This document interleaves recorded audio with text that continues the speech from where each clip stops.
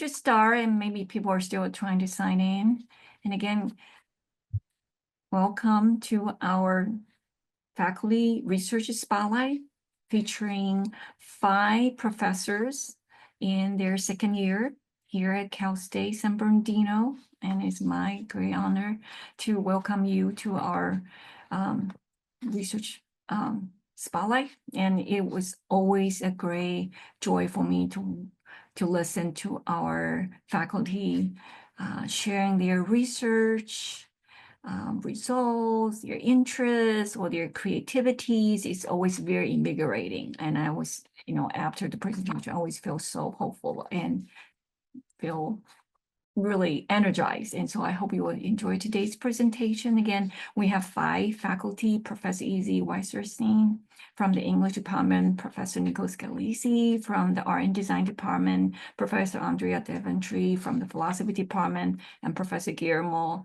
Aviles-Rodriguez from the theater and art department, and also Professor Kirk Kanesaka from the world language and literature department. So thank you all, the audience, for attending our research spotlight.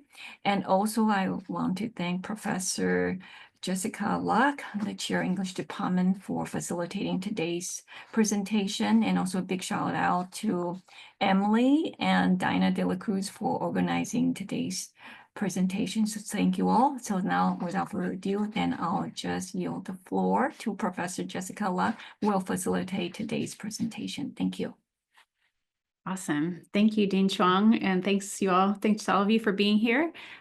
So I'll just go through our list, and I'll briefly introduce our speaker, and then let them give their talk, and then I'll introduce the next person, and we'll at the end hopefully have time for questions. So we'll wait till the end to have questions. And I know that Izzy and Nicole may have to leave quickly at the end because they teach right after this. So yeah. And other people may as well. So we may have people popping in and out. But first, it is my delight to introduce Izzy Wasserstein, who is an assistant professor in the Department of English. She is the author of 2 poetry collections: the short story collection, All the Hometowns You Can't Stay Away From, which was a Lambda Literary Award finalist, and the very recent novella, These Fragile Graces, This Fugitive Heart. Her creative work explores the ways that queer, marginalized, and non-hierarchical communities respond to crises. And so I think she's going to read from that novel today. So Izzy, take it away. Thank you so much, Jessica. Yeah, I had a sort of a last minute change of plans as I was planning this. I was trying to decide what I could share with you that would sort of most illustrate what I'm interested in my work. And I very recently got a publication acceptance on a poem. So I thought I would read that. And I know that some of you may like to, are the type who like to read along when someone reads. So I will put a link in chat to that, if I can get it to work. There we go. And I'll just say a couple things before I jump in here. First of all, that, yeah, as you know, as the bio mentions there, that what I'm most interested in my work, whether in prose or poetry, is to use the tools and ideas of speculative fiction, which I define roughly as science fiction, fantasy, and related genres, to explore issues related to gender, sexuality, power, and community, particularly in times of crisis and/or responding to internal or external threats. And this poem deals with a lot of those subjects. It also plays off my experience of gender transition as a trans woman and a longtime obsession of mine, bog bodies, right, which are bodies often ancient, but some as recently as like World War II, that were preserved remarkably intact because of the strange chemistry of peat bogs. So before I read this, just a couple of notes about it. So there's a line in the poem that's borrowed from Borges, who was a big influence on me, and I could not find an epigraph that suited the needs of the poem, but I needed an epigraph. So as another sort of homage to Borges, I invented one, and the author is just an anagram of my name. Come back wrong. the epigraph from Inez Sayers-Switz. Certain experiences, childbirth, death, distribution of consciousness, create epistemic horizons. Reports from the lands beyond are either absent or, in their presence, remain unknowable. 1. You remember the geyser of your moonlit blood, the hatchet's wet thud, hemp rope cutting against your skin, then nothing, almost nothing. The bog presses down like a lover, and in time you believe this one will not betray you, that you'll rest endless in earth's belly, past pain, regret, long after the ones who sought to damn you die, decay, depart. You persist, or else it's some scrap, the idea of you, until noise intrudes, rumble and crunch, sense of tar and life, bodies not meant for eternity. They've not found you yet. You wake, remember. 2. This surgery will end your fertility, they tell me for the 10th time, as though there's some ambiguity, as though I might believe that when they cut away my testicles, reform my genitals, I'd somehow produce semen or carry life within me. Is it lawsuits they fear, or the event horizon, beyond which here my imagination fails, here yours alights, dry leaves catching a spark? So many helpful experts, records overflowing with informed consent. Never mind, vaginoplasty causes less regret than knee surgery, that my body is a map of absent curves and ever-present reminders, the haunted terrain of self. Never mind that medical care is an endurance race when you're trans, an ultramarathon whose prize is some measure of autonomy over our bodies. Never mind the bullocks. I spare them this bad joke. Yes, yes, yes, I say instead, and smile, though these are kind people. But even now, prepped and begowned, my crotch shaved, hateful stubble on my chin, I fear some ambush, some plot sprung cruelly at the last. Count down from 100, they tell me. I clench my eyes against surgical lights. Remember, only as far as 97. 3. A cold wind slices at the bog, but you barely notice, your skin leathered over bone and sinew. The moon's an old friend, clawing free of peat, you leave behind fingernails, most of 1 foot. Your clothes dissolved long ago, but what is modesty to the dead? Whose gaze will skewer, fetishize, demand? Monster, they will cry, revenant, disfigured. A sound like flint scraping startles you, your own laugh. They are wrong, their language inadequate for what you are. Transformed? Closer. No matter, you'll find the right word or invent one. You think of the wolves' strange, familiar language, but they are silent. You feel in the hollow of your chest that they are long gone. Night air fills your lungs. Perhaps their ghosts will hear you howl. 4. Sometimes it still surprises me to be hated by those who have never met me, the death threats, provocations to self-harm. I find grim amusement in some of it. Future scientists will know you're a man from your bones, as if we are only skeletons defined by hips and finger length. I harbor a fantasy. After I die, carve ritual marks into my flesh, bury me in a bog, let my body be a puzzle they'll never solve, as it is for me. The ones who hate me fear my imagined penis, and if they learn it was split, reformed, they'll call it an open wound, because gash would give away the game. A colleague learns I was harassed, threatened for refusing to pretend at being a man, says, "Welcome to womanhood," as if we're defined by our degradations. Yet I take affirmation where I find it. Sister, they hate me like they hate you. 5.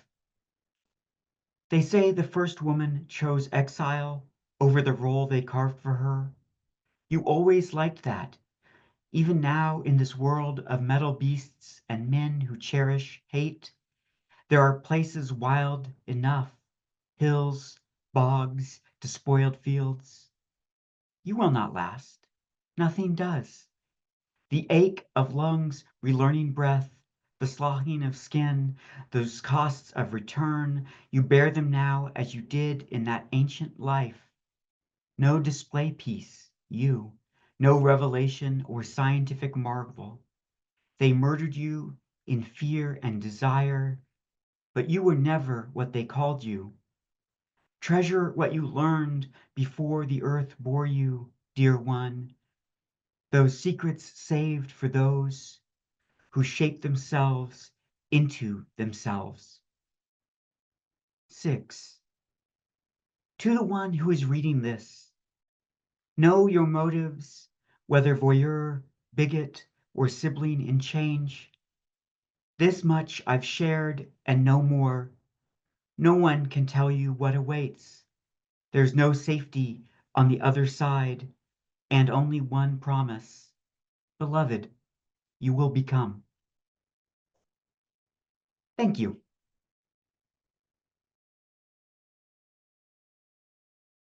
Thank you so much, Izzy. That poem is amazing. I think I read it, when you sent it to me recently, and yeah, it's amazing to hear you read it aloud as well. So thank you so much for that.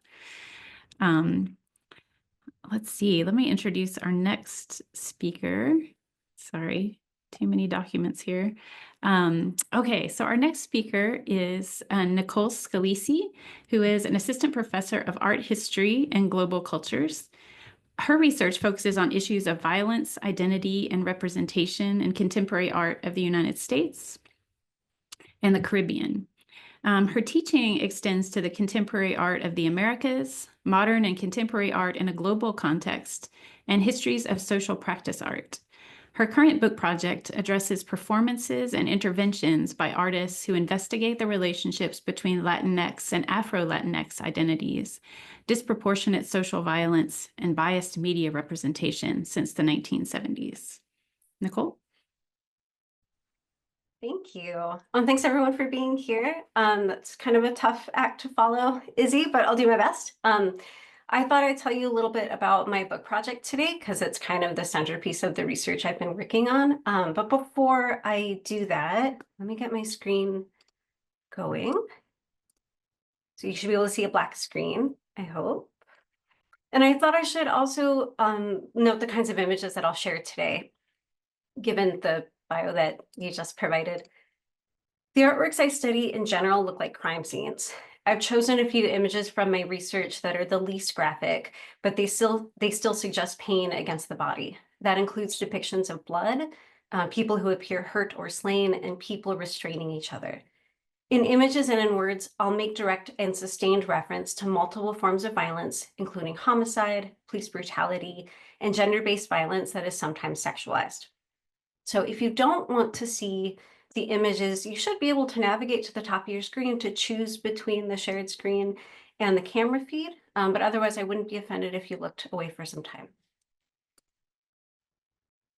Although constant breaking news updates seem to suggest violence is never far from anyone in the United States, we are not all equally proximate to violence, nor are types of violence equally experienced by all people. My book project investigates scenes of graphic violence staged by Latinx and Afro-Latinx artists since the 1970s that refigure violent narratives from news and popular media and burden viewers with decisions to implicate their relationships to real violence. So questions like, should I help? Should I look? Should I leave? I examine embodied artworks that perform, challenge, and expose relationships between Latinx communities, disproportionate real violence, and biased media representation issues that whiplash between the 1970s and the present. In his live performance, South Body from 2019, Carlos Martial pierced through the flesh of his own bare shoulder using the sharpened stick of a small US flag, and then lay in a fetal position for the duration of the exhibition, which was a couple of hours. Claimed by the US flag staked into the ground of his body, Martial demonstrates painful effects of American culture and imperialism upon immigrant, Latinx, and queer bodies and lives, like his own, and draws together several key issues of the book. Visceral embodied presence, the visuality of the effects of violence, both acute and in aggregate, and the challenges of marginalization that Latinx and Afro-Latinx communities face in the United States and in the art world. Martial's work is indebted to the visceral endurance art strategies developed by artists in the 1970s, including fellow Cuban-American artist Ana Mendieta. In 1973, she lay motionless in a parking lot, bleeding from her chest, waiting to be found by unsuspecting viewers. These photographs were snapped by an undercover co-performer who must have appeared like an aggressive reporter or a police photographer. The resulting images show the growing ad hoc audience watching Mendieta die, asking each other if they should get help, but they never do. And I know these are very dark images, but you can see this kind of white jacket and the white programs in their hands. This is from the Mendieta archive in New York, and these have not been published since they were taken in 1973. In her unannounced performance, Mendieta conscripted passersby into witnesses, forced to see and assess a scene of violence and determine their own involvement, which was mirrored and spectacularized by the photographer's picture taking of her body. Freshly victimized by unknown sources and underserved by police, abandoned bodies like Mendieta's dramatically underscore both the closeness to violence and its optical fetish. They hinge on repulsion and attraction. They draw on our audience's conflicting desires to act or to ogle, and signal the proximity to real violence for some. In another intervention from 1974, which I will not show you, Mendieta used her own body to realistically reproduce the scene of a murder and rumored sexual assault that actually happened to another person on her university campus. Her performance was based on newspaper reporting about the crime and drew attention to the misogynist investigation bungled by the police. That audience was also unprepared, and at first they thought she was the next real victim of a killer still on the loose.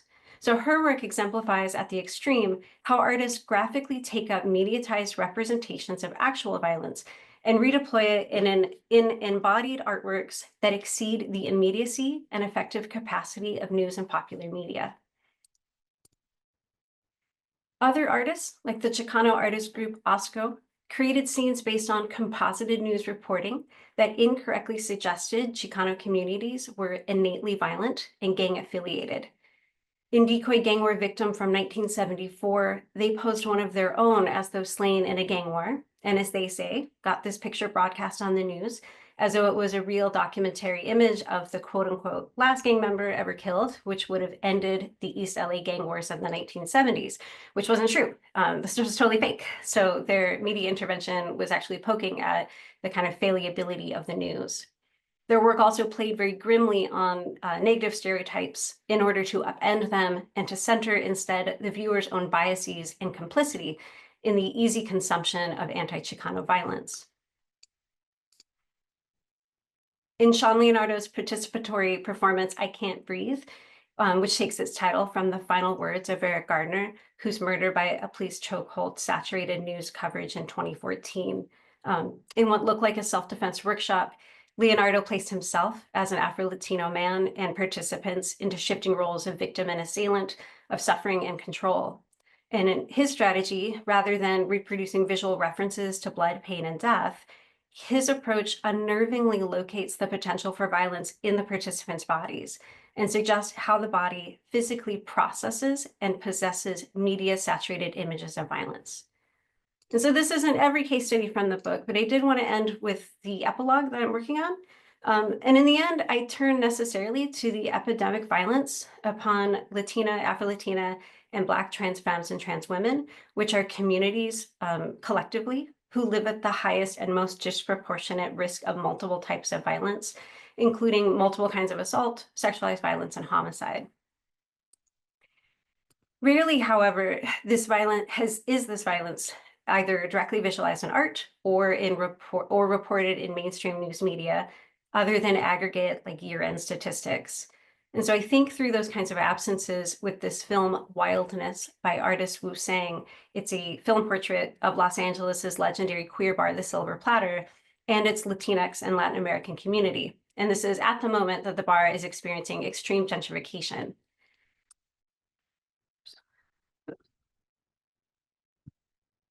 Through documentary and narrative techniques, Sang interweaves their testimonies, oops, that's not the right one, there you go. Interweaves their testimonies of precarity and survival as they tell stories of loss, the threat of violence outside of their door, and their very own community as a sense of refuge.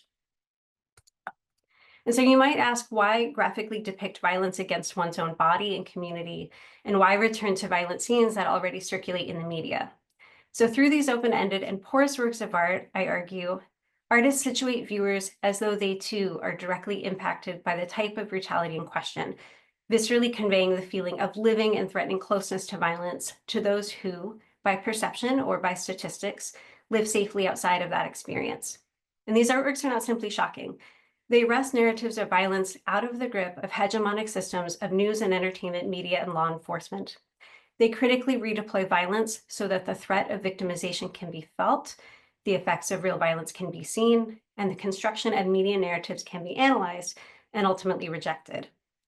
At stake in this research are the ethics of how, when, and why we consume and circulate representations of violence. Without artists and visual culture scholars carefully attending to such violent stories, corporate news media, social media, and police organizations, which serve the status quo, will maintain their monopoly on how violent images are used and how they're understood. So when closely reading artworks by Latinx artists that directly take on, reposition, and reactivate violence in a culture already awash in images of victimization, we read against the grain of erasure and cultural assimilation that has been recoded as a form of resilience.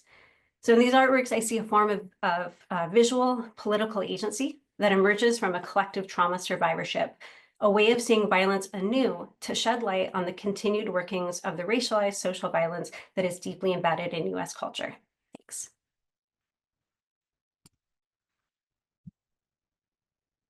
Thanks so much, Nicole. That was fascinating. And I'm so interested too in, how you and Izzy's pieces sort of are in dialogue with one another in some ways, one from a kind of inside bodily perspective, and then another from the way that media kind of puts bodies on display and in those violent ways. So, wow.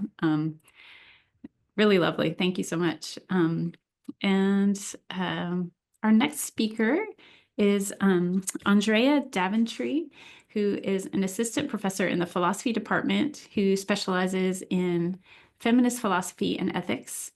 She came to CSUSB in 2023 after spending some time teaching at Western Carolina University, and she received her PhD from the University of Massachusetts Amherst in 2020. Her current research is focused on understanding the nature of self-respect and personal autonomy and the ways in which they are connected. Andréa? Hi, everybody. Thanks for being here. So I'm going to focus today on one specific project that I've been working on, which is on giving a definition of gaslighting. So this is a concept that's been talked about a lot and has become kind of like part of pop culture as well. But there's a lot of disagreement about how to define this concept. So my goal in this project is to give an analysis of gaslighting that can explain what all of the kind of wide range of cases of apparent gaslighting have in common with each other that make them an instance of the same thing. Okay, so it helps to start with an example of what we're talking about so that we have a sense of what it is we're even trying to define. So I'll start with the kind of case that is the origin of the term, which is from the film Gaslight, which was originally a play. So in the film, we have a man, Gregory, who deliberately tries to make his spouse, Paula, lose her mind by manipulating her, her friends, and her physical environment. His aim is to have her hospitalized for mental instability so that he can gain access to her jewels. He takes a brooch that he's claimed to be a prized heirloom out of her purse to make her doubt her clear memory of having put it there. He places his own watch in her purse when she's not looking, accuses her of stealing it, and then discovers the watch in her purse when she's in the company of friends, etc. So what ends up happening in this case is that Paula doubts her own sanity. She's no longer confident that her beliefs, her perceptions, her reasoning processes are reliable, and she ends up feeling totally dependent on Gregory.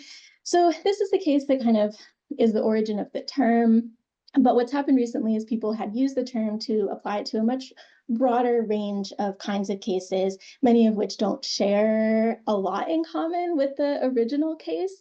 So we end up with a lot of kind of distinct definitions or analyses of gaslighting that each explain what's going on in a limited range of cases, but none of these definitions can explain what's going on in all of these apparent instances of gaslighting. So my goal in this project is to give a single unified account of gaslighting that can explain what's going on in all cases of gaslighting. It is going to rule out some things that some people might want to say are gaslighting, but I think that that's appropriate because I think the word has kind of expanded a bit too much and is perhaps not as useful as it could be if we were clear about what exactly we mean by it. So there are two debates that I'm going to talk about today and explain like where I stand with respect to these debates. I'm going to take each of them in turn. The first is a debate between intentionalism and anti-intentionalism. Intentionalists think that gaslighting is something that has to be done on purpose, that it's an intentional act of manipulation. And anti-intentionalists think that it doesn't have to be done intentionally or on purpose. And I'm going to argue for anti-intentionalism here. So before I do that, let me briefly explain why a person might want to be an intentionalist. First, the case gaslighting, where the term comes from, seems to be a clear example in which gaslighting is happening intentionally. So if this is the case where the term originates, then that gives us some reason, it seems, to think, okay, gaslighting must be something that's done intentionally then. And this is also how gaslighting gets talked about in pop culture and in certain areas of psychology. So the question then would be, okay, if it has to be done intentionally, then what are the intentions exactly? What are the intentions that the perpetrator has to have in order to count as gaslighting? And the most prominent answer to this question comes from the philosopher Kate Abramson, who argues that the gaslighter's aim in gaslighting is to destroy even the possibility of disagreement, to have his sense of the world not merely confirmed, but placed beyond dispute. So he wants to eliminate the standing of the victim in order to make it so that she isn't even a possible source of disagreement because her kind of self-confidence has been obliterated and she no longer takes herself to even have the standing to issue disagreements. And you'll notice that I do talk throughout using he pronouns for the perpetrator, she pronouns for the victim.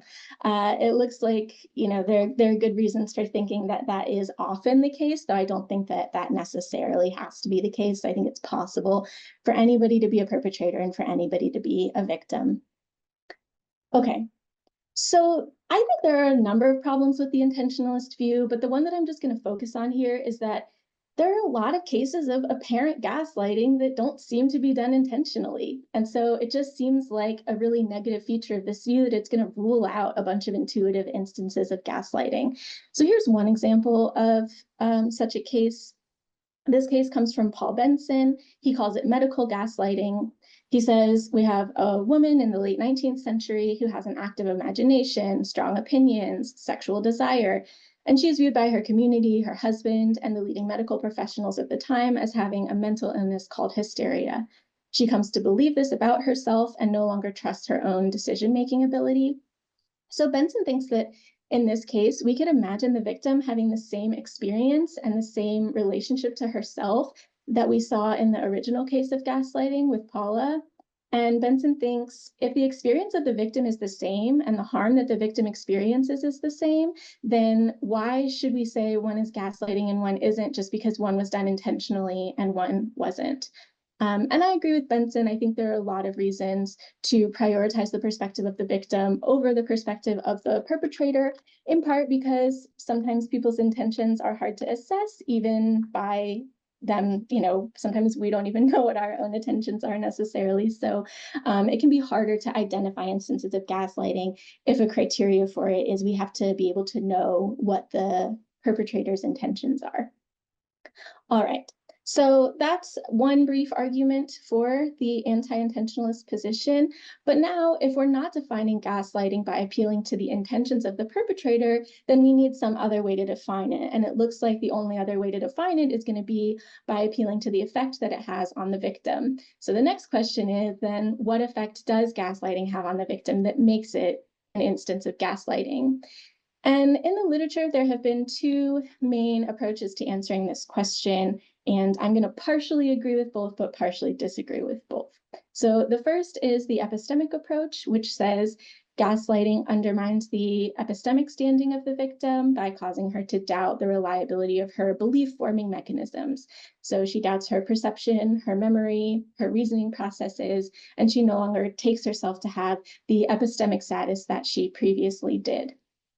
Another approach is the moral approach, which says that in at least some instances of gaslighting, it doesn't undermine the victim's epistemic status, but instead undermines her sense of herself as having a certain kind of moral standing.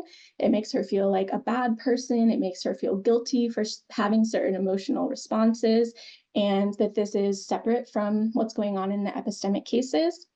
So I think both are right. I think there are some cases that are epistemic, some that are moral, but we need some unifying explanation of what these cases have in common that explains why they're the same thing. Why are they both instances of gaslighting? And so the answer that I'm going to give is that gaslighting is fundamentally agential. We should understand gaslighting as fundamentally undermining the agency of the victim.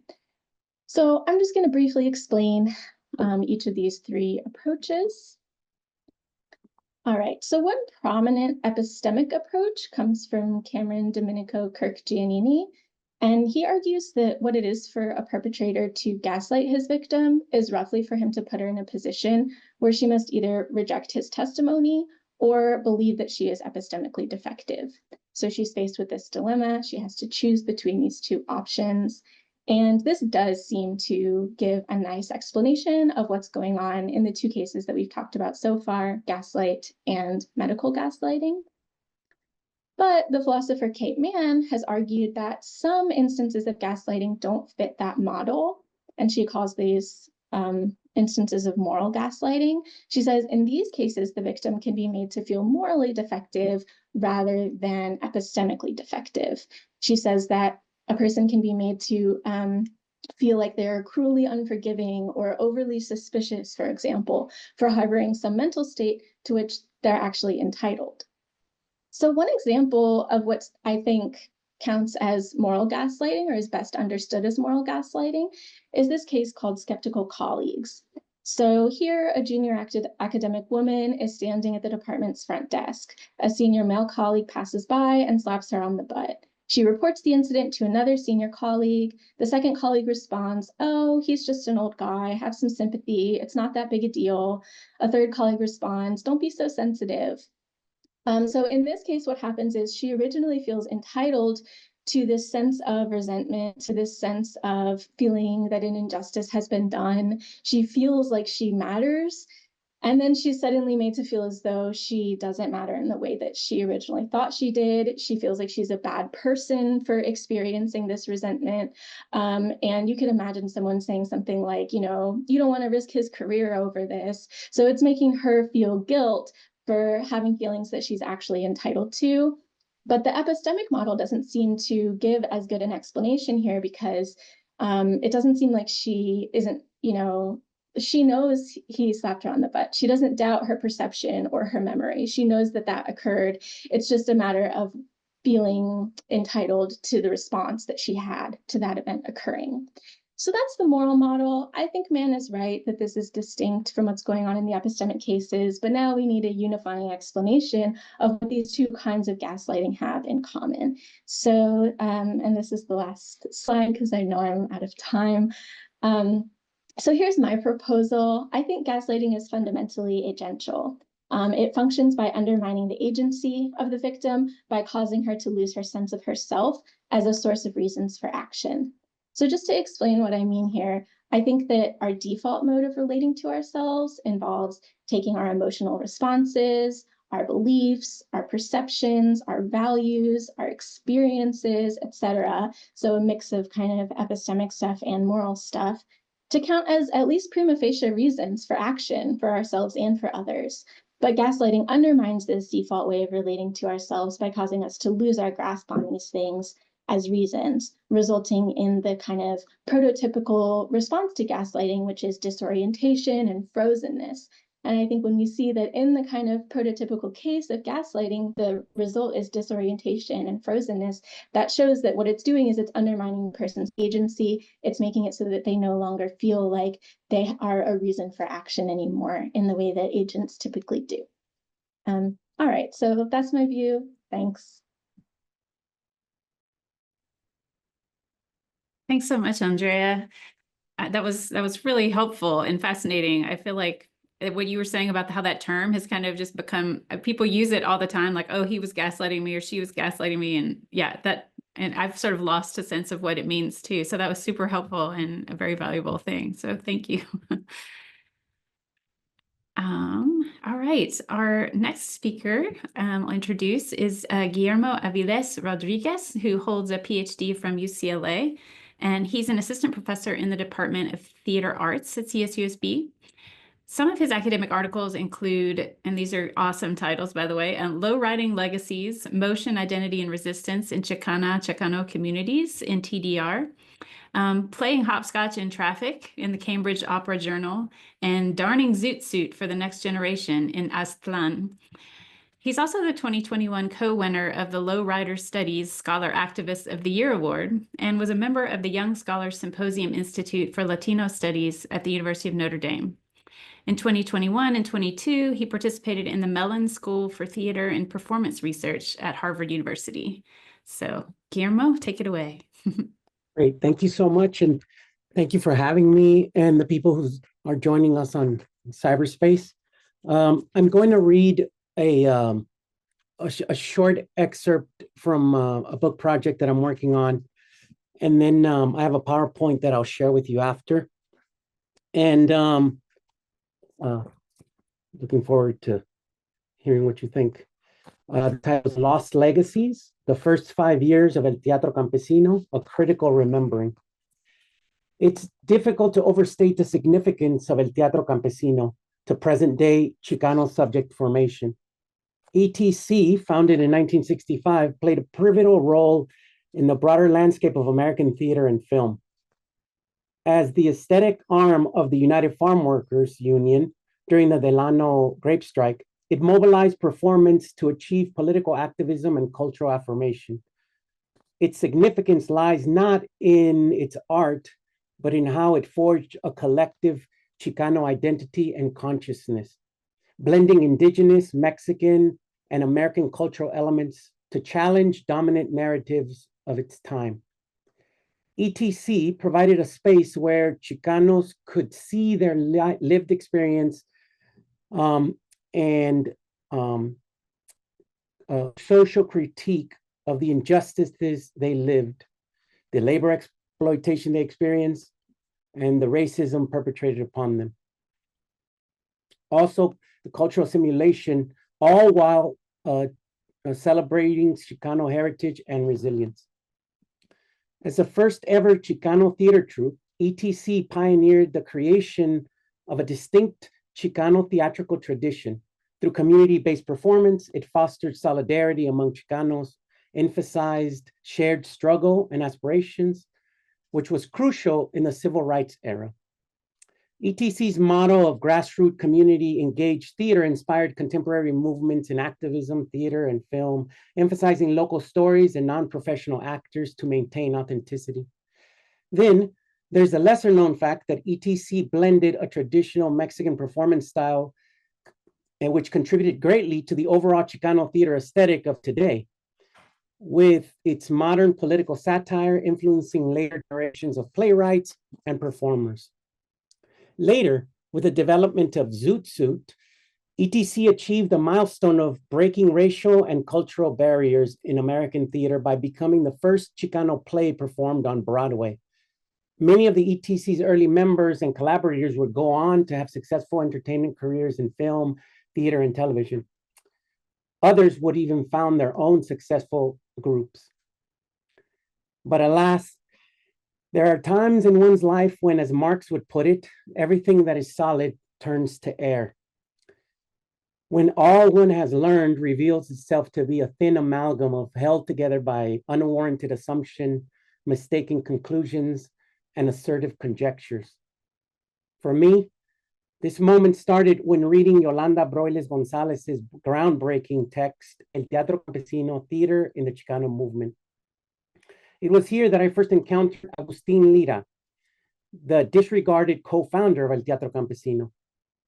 This realization deepened when I found the first known published reference to ETC in a 1965 United Farm Workers Union Spanish language newspaper. This article credited some Stefan Hughes as ETC's director.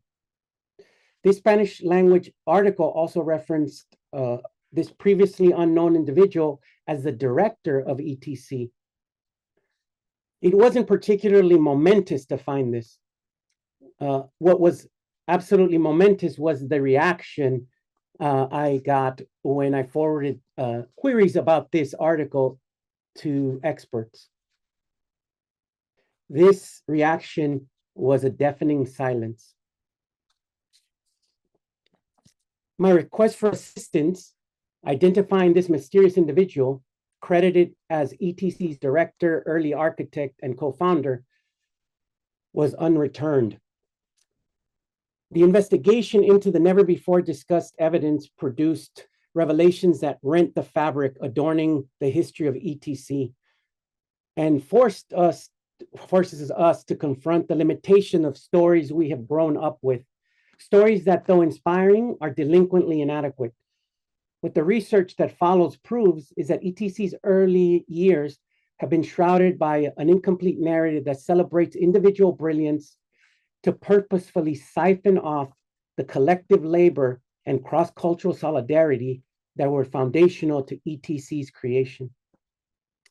This widespread exclusionary narrative renders a more complete understanding of ETC's true impact impossible and unjustly condemns key contributors to the hinterlands of history.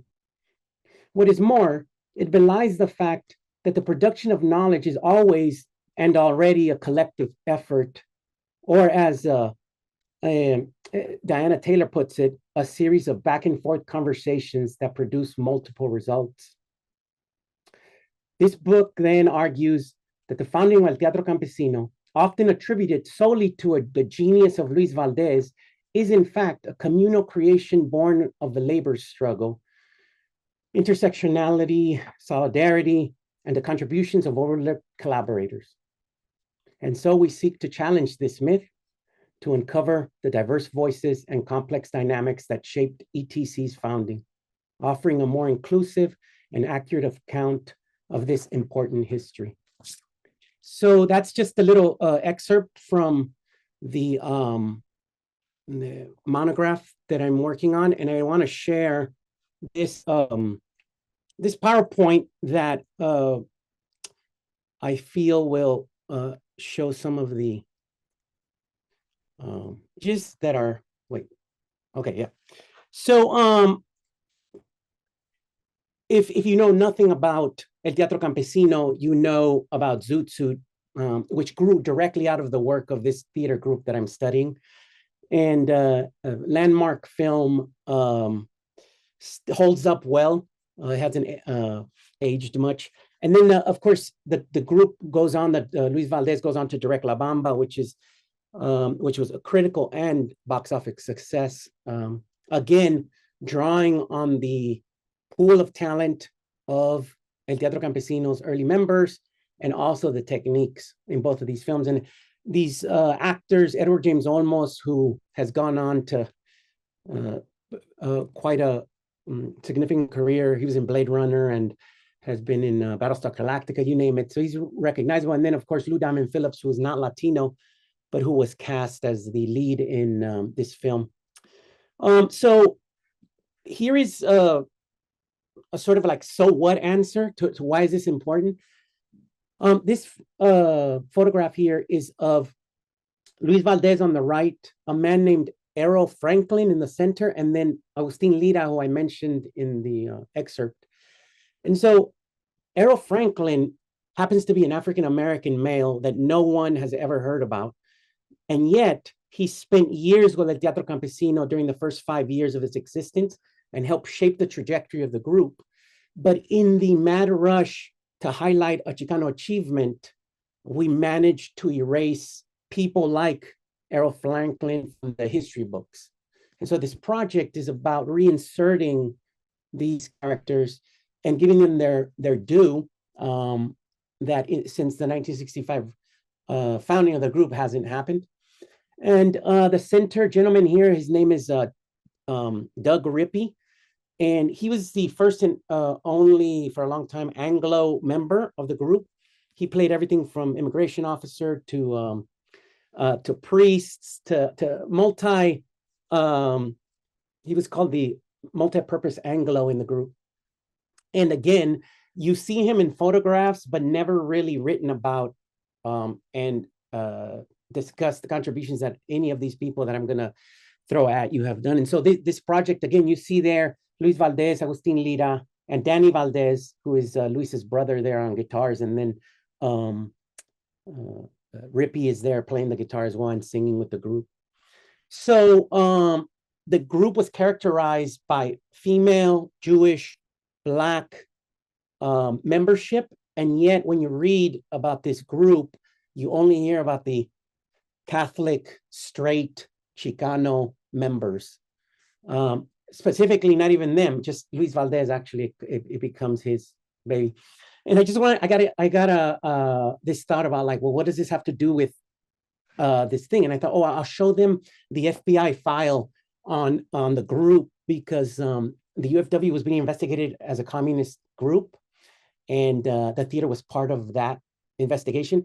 And so here's the memorandum for the investigation. But then in a close-up, you see, luckily, the Inland Empire was in on doing their patriotic duty of roughing up protesters at that time, communist protesters. So you see here, Riverside and Palm Springs, California, police departments there were mobilized to do their part to handle the communist threat of the United Farm Workers Union. So that's what I have. I'm excited about the project for its potential to start a conversation about who owns history, the neoliberal single straight white male, in this case brown male, or the collective reality. So thank you so much. Thanks so much. Thank you. Yeah, that work is fascinating. I love the kind of the archival stuff, just my colleague who you probably know, Vanessa Ovaya Perez, teaches like a class on the archive, and just, just the kind of fun of discovering these things and how it rewrites these narratives, and in powerful ways. So your book sounds like it's going to be fascinating. So thanks so much. All right, our last speaker for today is Kirk Kanesaka, also known as Nakamura Gankyo. He is an assistant professor of Japanese and Asian studies at CSUSB. His research focuses on the intersection of early modern popular fiction and performing arts, as well as fan culture, popular culture, and anime. Recently, he was nominated by the Los Angeles Drama Critics Circle in the category of choreography for his work on the East West Players 2024 production of Stephen Sondheim's musical Pacific Overtures. All right, Kirk. Okay. Well, first off, thank you, Dr. Jessica Luck, for the kind introduction.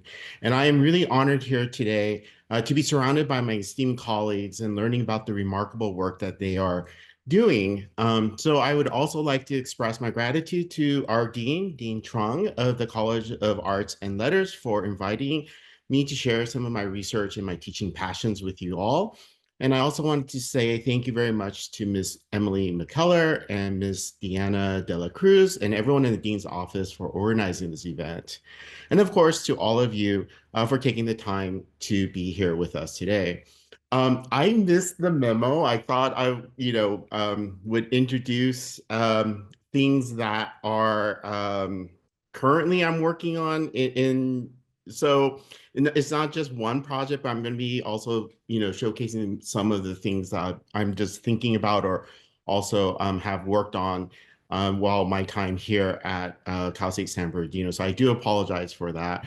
But really quickly, just a little bit about myself. I am a Nisei or second generation Japanese American, and my grandmother, when she, re-immigrated here into the United States, she really emphasized for us to learn about our Japanese heritage and the culture that she left behind. So following kind of her wishes, I began learning Japanese classical dance from the age of 3. And really, I didn't realize at that time, but how much that exposure to these dances about idealized warriors and spirits turning into young maidens, that were all stories that were created and generated in the early modern period of Japanese culture. So roughly between 1600 to 1900 would ignite this sort of lifelong passion of mine for, furthering my knowledge in not just kabuki theater, but also Japanese literature, culture, and language. So this early curiosity really then, and compiled with sort of my experience as the dancer and also as a kabuki actor, influences the way that I approach my research and also approach my teaching. So my current project is my book manuscript, which is entitled Burning with Desires, the Dramatization of Japanese Early Modern Love Affairs and the Works of Ihara Saikaku. So here is a portrait of Ihara Saikaku. He is very famous because he was this merchant class that turned into a poet, haikai poet, who then became one of Japan's very first popular fiction writer, someone who can actually make money off of writing popular fiction. So one of the things that this book manuscript examines is how historical figures and events were reinterpreted in the popular culture of the early modern period. So specifically, I focus on the relationship between medieval no theater and early modern theater and popular fiction. So previous scholarships have often assumed that these early modern genres developed independently of each other. But in contrast, this project, which is an expansion of my dissertation, argues that early modern popular fiction was deeply influenced by the traditions of Japanese performing arts. A central theme in this particular book is the illustration of the lovesick deranged in Saikaku's The Sensuality of Five Women, or Koushoku Gonin Onna, which was first published in 1686. The book shifts from Saikaku's previous whimsical narratives and focuses on a collection of 5 stories that revolve around the contemporary events that have been occurring within this early modern period. These stories features heroines such as Onatsu, Osen, Osan, Oshichi, and Oman.